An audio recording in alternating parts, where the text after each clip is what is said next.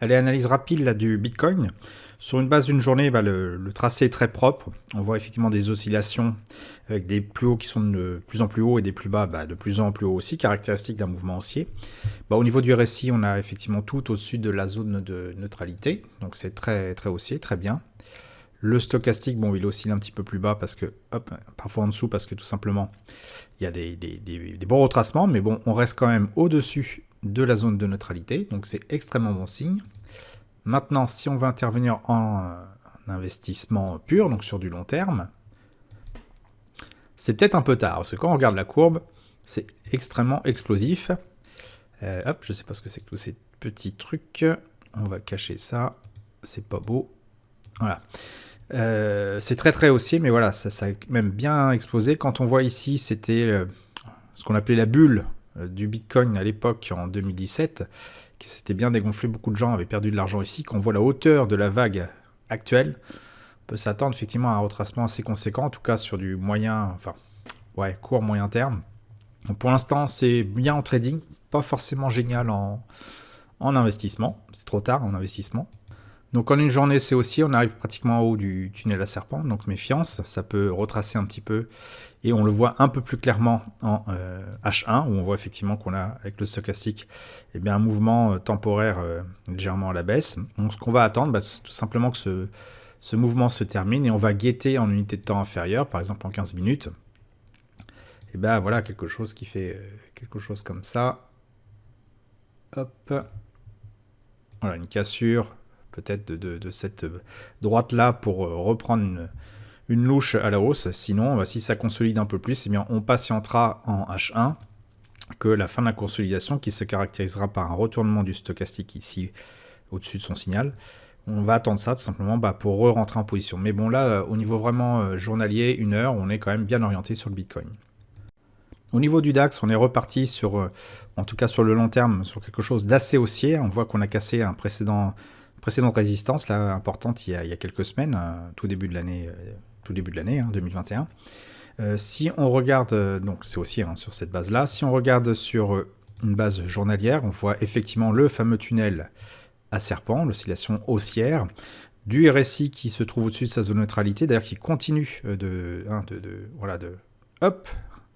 j'ai déplacé, d'être au-dessus de sa zone neutralité, stochastique qui fait la même chose, donc vraiment on est très bien orienté. Et donc ça peut être intéressant dans une unité de temps inférieure, peut-être 1 heure ou voire même 15 minutes, de voir ce qui se passe. Donc ici on est plutôt en stagnation sur 1 heure. On va attendre soit effectivement une cassure, hop, voilà, c'est ces niveaux-là pour intervenir. Hop, c'est pas très beau ça comme dessin, voilà. Pour intervenir à la hausse. Soit peut-être regarder dans une unité de temps inférieure, mais j'ai l'impression quand même que ça stagne, voilà, il ne se passe pas grand-chose. Donc on va plutôt attendre effectivement une cassure en 1 heure pour intervenir à la hausse. Il peut tout à fait y avoir une correction temporaire qui sera donc visible sur le journalier. Voilà, avec un retracement sur le tunnel à serpent avant que ça reprenne ou pas. On voit en tout cas ici que là le trait qui est souligné, là, surligné, qui était une résistance qui a tenu un petit moment, vient de casser. Donc peut-être guetter un retour du prix sur cette zone-là pour reprendre une position. En attendant, on va guetter ce qui se passe tout simplement sur le 1 heure. Donc le plus simple, c'est de mettre une alerte.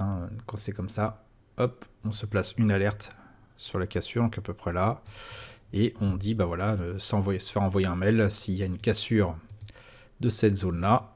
Et hop, voilà. Comme ça, on est tranquille. Concernant l'euro-dollar, donc on peut voir sur une base d'une semaine, on a effectivement une hausse de fond. On voit un prix supérieur à sa moyenne mobile 20 et 50, période bien orientée, le RSI au-dessus de sa zone de neutralité, le stochastique bien orienté aussi. Alors attention tout de même à cette divergence baissière. On voit là que sur le RSI est en train de se rapprocher de sa zone de neutralité. Donc on va étudier ce qui se passe après. Deux cas de figure. Ça rebondit, ça peut être même un rebond assez fort. Dans ce cas-là, ça va faire quelque chose comme ça. Ou alors ça va casser vers le bas. Il faudra donc après attendre un retour sur la zone de neutralité et voir ce qui se passe. Soit on confirme la baisse et on redescend, soit on repart sur une hausse, et donc c'était une fausse cassure. Donc ça, c'est vraiment sur la base d'une semaine. Maintenant, sur un scénario long terme. Maintenant, si on se regarde ce qui se passe sur la base d'une semaine, on est quand même en légère baisse. On le voit aussi au stochastique. Donc si on zoome dans le temps, et qu'on regarde sur la base d'une journée, On voit effectivement là un mouvement légèrement baissier pour l'instant, le RSI au-dessous de sa zone de neutralité, stochastique, bon pas très clair non plus. Donc ce qui peut être intéressant si vraiment vous voulez trader cette semaine, c'est peut-être guetter quelque chose comme ça, hop, une hausse qui s'arrête et qui repart vers le bas, auquel cas on pourra prendre une position vers le bas, hein, le temps que la consolidation se fasse. On peut bien sûr aussi avoir une cassure du RSI au-dessus de sa zone de neutralité, auquel cas il ne faudra pas forcément prendre position tout de suite, mais attendre que les RSI reviennent dessus et voir si soit on repart à la hausse, soit si c'était une fausse cassure et on repart vers le bas. Hein. Donc vous connaissez la chanson maintenant.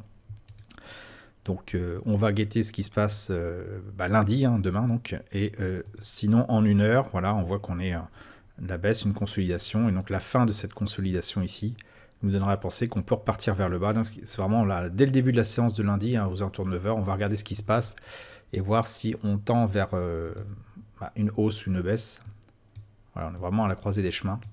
Et c'est là où on pourra définir si un scénario plus clair apparaît. Il faut voir, hein, sur l'espace de les derniers jours, on était quand même sur un range assez évident, même pas très confortable à trader. Hein, sur quelque chose comme ça, on peut pas être sûr de soi.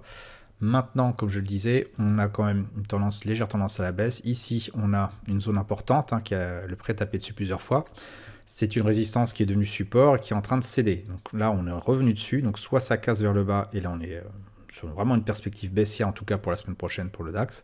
Soit ça repart vers le haut, et donc bon, on pourra éventuellement, sur du très court terme, viser, monter, enfin, essayer d'exploiter cette hausse, mais on va réintégrer le range, donc sur la base d'une semaine, on ne sera pas forcément sur quelque chose de propre. Donc à guetter demain.